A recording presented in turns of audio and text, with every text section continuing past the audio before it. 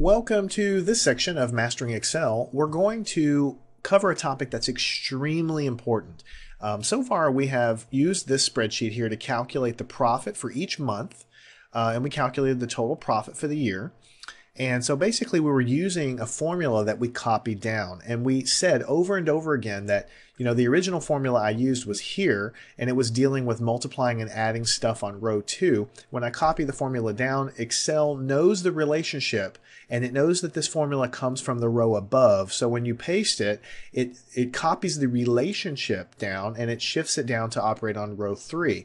So that relationship, that pattern matching, is really what's so powerful with Excel. I can have very complicated formulas and I can copy them around and it'll keep the same relationship between the numbers. So it's very good for tabular data, which is really what Excel is. All right, let me delete the year-to-date profit column because I'm trying to declutter the screen a little bit. What if I want to calculate the percent of, I'll hit Alt-Enter, yearly profit?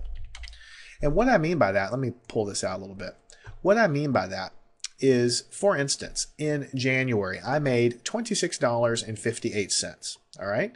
And in February, I made $20.40. And I've already summed all of these things up, and I found out that my total profit is $293.04. And that comes from a sum across all of these things that we've already calculated. So this is a formula that's adding everything up. And I know the individual guys here. So my question is, how do I calculate? What if I wanted to know what percent of my yearly total, $293.04, what percent of my yearly total is the January sales? Is it about 5% of the yearly total? Is it about 10%? Which one of these months has the highest percent? How do I calculate that? So I'm going to use a formula. I'm going to start it off. And I'm going to say, well, the way I calculate percent is part over whole, right? So in this case, I'm interested in January, and I'm going to divide by the total profit for that year, all right? And that's going to give me a decimal. So let me go ahead and hit enter there. And I've got 0.0907, blah, blah, blah, right? Now, what I want to do to make this into a percentage is I'm editing the formula here, is I'm going to multiply by 100. And so it's 9.07%. All right, so what I've calculated is that the January sales is basically 9%, 9.07 and a bunch of change percent of my yearly profit. And you can see that with the equation here. I take my monthly, I divide by the annual, and that's giving me a decimal. I then multiply by 100. That's going to give me what I want to see. So I'm like, this is a great thing here. I want to go and calculate the same quantity for February, March, and so on, and I should be able to find out what percent of my yearly profit each of these months is.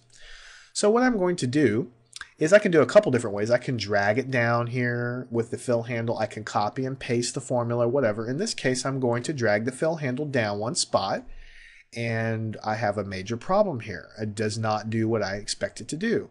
So I'm going to hover over it, and I'm going to look at the formula and see what it's doing. Well, it's trying to take the February data and it's trying to divide by G17. And that's my problem. See, Excel is pattern matching. It knows that the original formula comes from I2. So when I shift it down, it's taking the two pieces of information that I used in that formula, which was this one. And since I'm shifting the formula down, it's assuming I want to shift all of the inputs to that formula down as well, much as we've done in the previous examples. So clearly, this is not quite going to cut it, because what's happening here is in the original formula and then in the pasted formula, it's what we call relative address.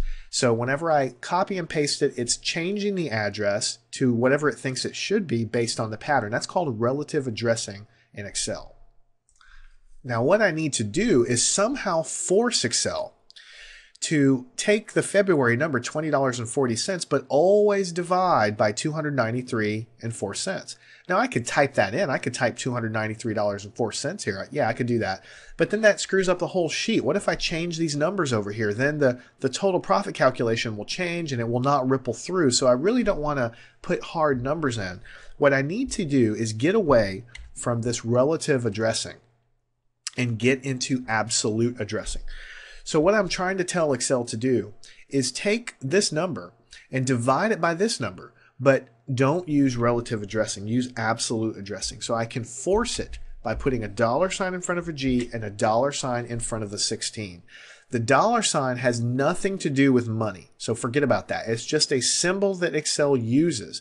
When Excel sees $G, $16, it means that it's always going to use this value here for this number here. And if I paste this formula anywhere else, it's always going to use G16 always.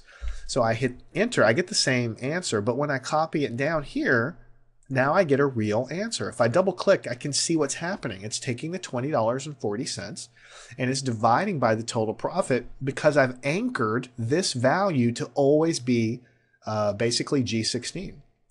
So now I'm pretty confident I can take and drag the fill handle down, and I'm going to find out what my percent of yearly profit is. So this one here, you can see it's taking 57.63 and dividing by the total profit, multiplying by 100.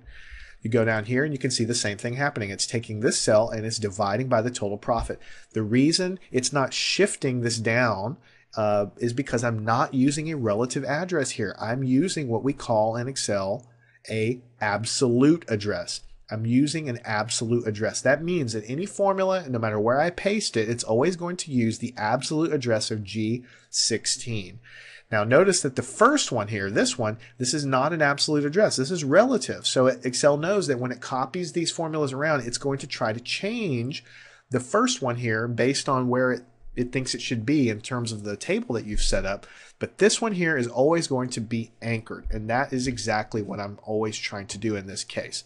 One more thing I want to show you before I close this out is I'd like to, I don't like all these decimal places here. It just bugs me. So you can highlight these things and right click and go to Format Cells down here. And I can do number and I can tell it 2 places. And so basically it's going to be a number that has 2 places after the decimal point. And I can change that to reflect anything else I want. But right now I can see that in January it was 9% of the profit. Here in May was 19% of my yearly profit. So May is a really good year. Maybe I want to do some extra advertising in May and so on. So that's how you're going to calculate and use the difference between relative and absolute addresses in Excel. All right, one final thing I want to show you. I did mention it to you earlier. Notice we did our calculation. We said the profit for every green shirt was $1.65, and we said it was constant for every month. We said the profit for every red shirt was a constant for every month, $1.44. So when we went back up here and we calculated our monthly profit, we used all relative addresses here. And so whenever we copied this formula down, we had an entry for the profit every single month along the way. So as we basically copy the formula down, then for instance, when it's using this one, it's using this value of the profit. Well, this is a little bit cumbersome having the same entry all over the place because number one, it clutters up the worksheet. Number two, if I wanted to change the profit for each red shirt, I'd have to change all of these entries. So that's not cumbersome. That's kind of cumbersome. I didn't want to mention it to you earlier, but now that we know how to do absolute addressing, we can change this very easily. Let's delete all of these and let's delete all of these. Okay, so now our spreadsheet goes crazy because we've taken out all the computations for all the monthly profit and it's basically all disappeared. So let's go over here to this monthly profit calculation. And let's see, we're multiplying the number of green shirts times the profit plus the number of red shirts times the profit.